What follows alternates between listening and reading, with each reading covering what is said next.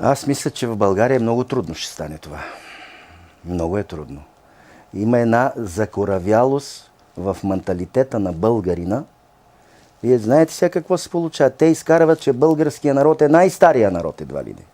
Имаме тук разни историци в кавички, които пишат, че Исус Христос на кръста е говорил български език. Имаме историци също, които сега и правят и телевизионни предавания, ваши колеги тук, които казват, че българите били, древните българи били още в Хималаите, в Андите в Южна Америка.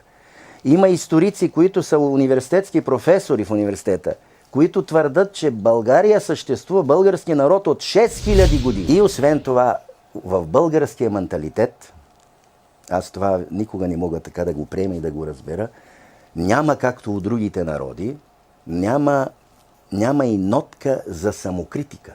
Да се критикуваш и ти, да признаеш, че ти не си прав. Българина някак си е един такъв човек, който, знаете ли, прилича, аз ще ви го кажа с един анекдот. Типични българи у нас са шопите. Шопи, знаеш така наречено, които живеят тук около София. Така е.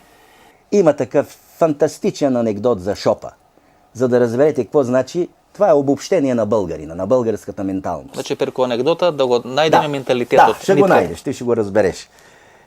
Шопа отива в зоологическа градина, некъде в чужбина, не в Софийската. И вижда жирафа, това голямо животно с дългата шия. И го гледа и си тръгва и вика, нема такова животно.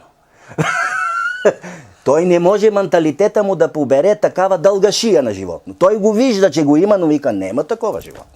Това е българина, българския менталитет. Значи, той е менталитет и вънос на македонците. Не гледа дека постоиме, ама вика две нема. Да.